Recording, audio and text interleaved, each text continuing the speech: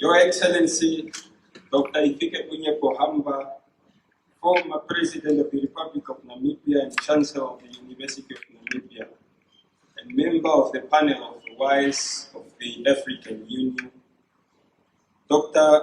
Ellen Ndheshi Namhila, author and Pro-Vice Chancellor of Administration, Finance and Resource Mobilization at the University of Namibia, Professor Kenneth Matengu, Pro-Vice Chancellor for Research, Innovation and Development at the University of Namibia,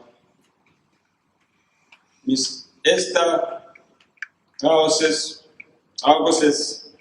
Director of the National Museum in Namibia, Honorable Ngolo Mbumba, Retired General Tenga Deitwa, all members of Parliament present here this evening, Dr. Henriksen, publisher of this wonderful book, all distinguished members of the panel discussion here, distinguished members of the University of Namibia Management and Senate present here this evening, distinguished invited guests, members of the media. I would want to recognize the presence of everyone. If I have left you, you have been recognized. Ladies and gentlemen, good evening to you all. It was once profoundly stated by Lee Kuan Yew that when people are gathered for a common cause with good and progressive intention, something meaningful will come out of such gathering. I strongly believe that something meaningful will come out of this gathering during the launch of this historic and informative book titled Little Research Value, African Estate Records and Colonial Gaps in a Post-Colonial National Archive, by a daughter of a Namibian soil and author of note, Dr. Ellen Ndheshi Namhila. It's always inspiring and very encouraging to see our people writing and publishing books telling our own story. There is nobody who can tell our story better than ourselves.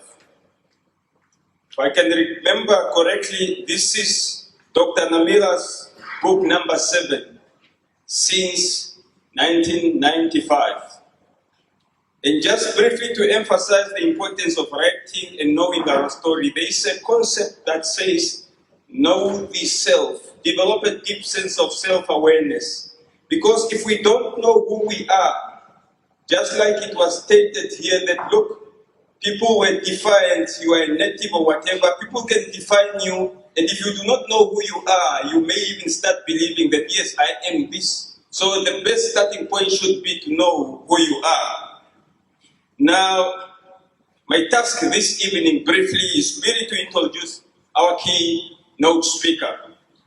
When I was contacted by Dr. Namhila to take on this assignment, I reflected and I pondered because I wanted to confirm. First, I have to call her that, Dr. Namhila, are you sure that I must be the one to introduce our keynote speaker? Are you very sure?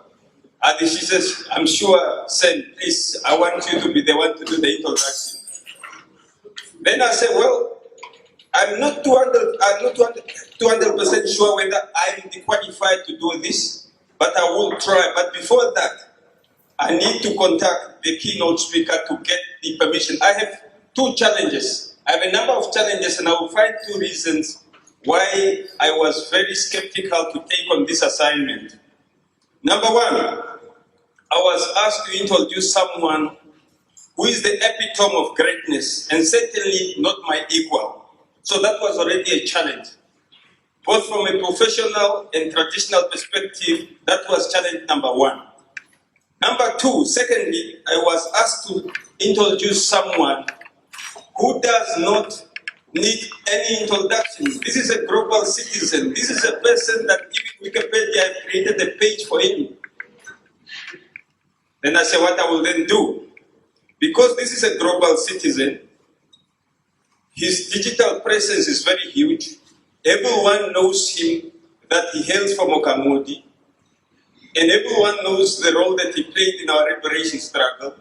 Everyone knows the role he played in Namibia since independence. And after he have said, I said, what am I going to tell the people? Then I said, okay, I'm going to have a one-on-one with our keynote speaker. I would also consult his biodata and historic profile that was compiled by the University of Namibia when they conferred him a doctorate in philosophy. And I also speak briefly to people who are very intimately, very close to him, both in exile and here in Namibia as well, so that I can see what can I find out there. I then noted that in introducing our keynote speaker today, I am going to focus not necessarily on his public profile that everyone knows, but I will focus on focus on his attributes and characteristics as a human being, as a man, as a father, and as an authentic leader. The question to be asked, who is Ifike Punye Pohamba? It's always a question that needed to be asked and to be dealt with effectively. Now, this name, Ifike Punye, already speaks volumes.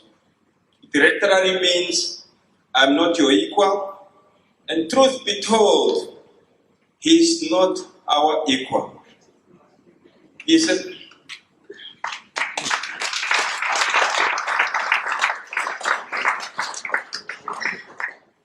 a son of the Namibian soil.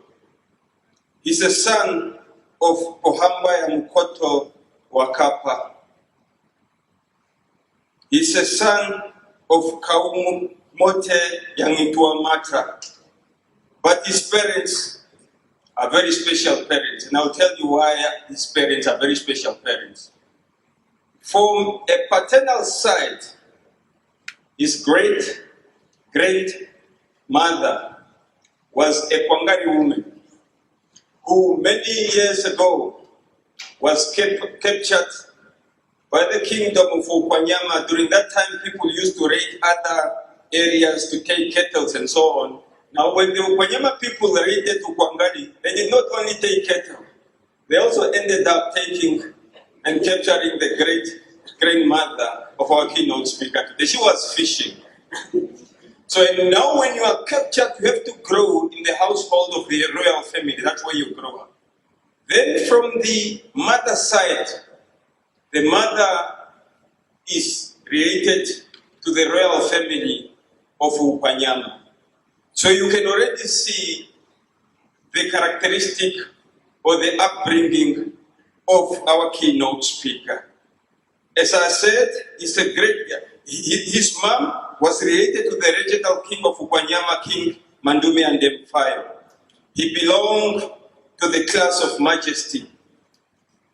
In Oshuambo sometime they say, Yeohatu kufiao mate, pohamba, omanga vakwa otavea ponapo. I'm not going to put it into English.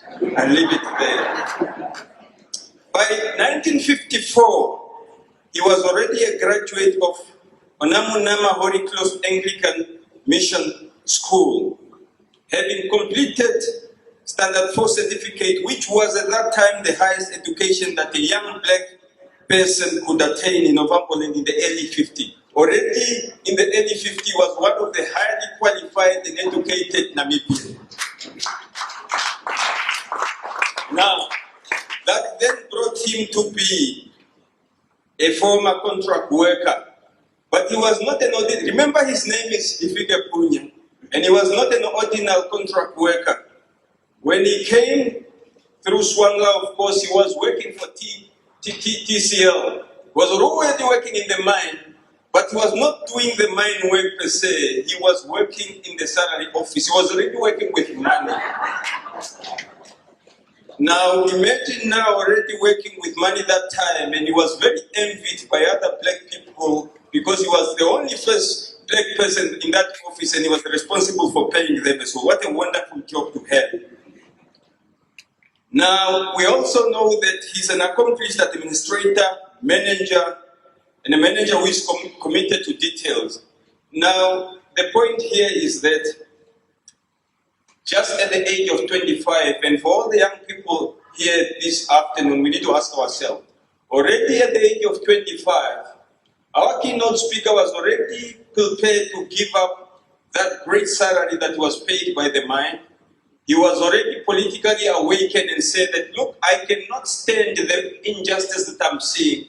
I have to resign and leave all this wonderful, at the age of 25, I have to resign and leave this all great perks and go and join my brothers and sisters in the formation of Humble People Organization. That's why we say he's a revolutionary and a freedom fighter. He's a principled leader who leads by example. And I want to give an example there why we say he leads by example. For example, when he was a Minister of Land and Resettlement, for example, I was speaking to someone who worked very closely with him. So he's someone who always wants to account for everything, and sometimes he would be given maybe S&T, and he will travel, and maybe there where he will go, the S&T or the accommodation will be covered. The day he will come back to the office, he will make sure that he has given back all the money, and he said, please, Ministry of Finance. How many people can have that sense of integrity to do that? Whilst we are also there, we also know that he's a staunch supporter of education as a key driver for development, and I can say that over the past 2 years that we've been working together, the support that we've been getting from UNAM, from our keynote speaker, have been very tremendous. Every time he was prepared and is ready to meet with us and to advise us as to how to engage, be it with the line minister, Minister of Finance, or the president. He's always been there. The way he supports and understands the importance of education is something I have not seen in this world. He hates corruption big time. He hates corruption big time. And I spoke to someone who is founding president, and I said, tell me, I tried to get hold of the founding president, but I missed getting him.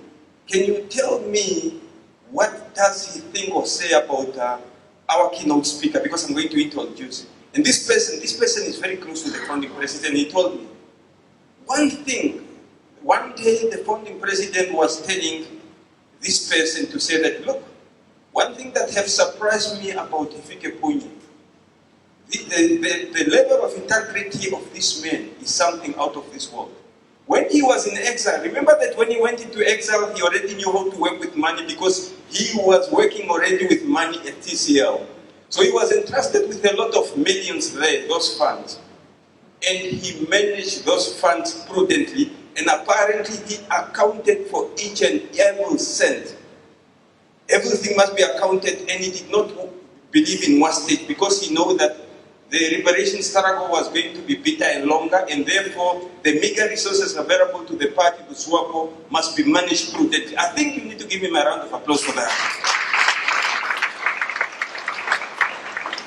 And for young people, we needed to ask ourselves, when our time, at the age of 25, what was your political awakening? What is your decision to contribute to your country? To be academic, you have heard Dr. Namhila have already written 7 books. How many books are you going to write to tell our own story? Just while we are moving towards the end, he's a talented politician and a diplomat, he's a peacemaker, he's a unifier, he's highly organized. Those that work closely with him, he will never make you white, and that's why even here, we're starting at 5 o'clock today, 5 minutes past 7, he's already here. Other people have to come after him. Highly organized. He's a natural winner, and we are not going to talk about it more.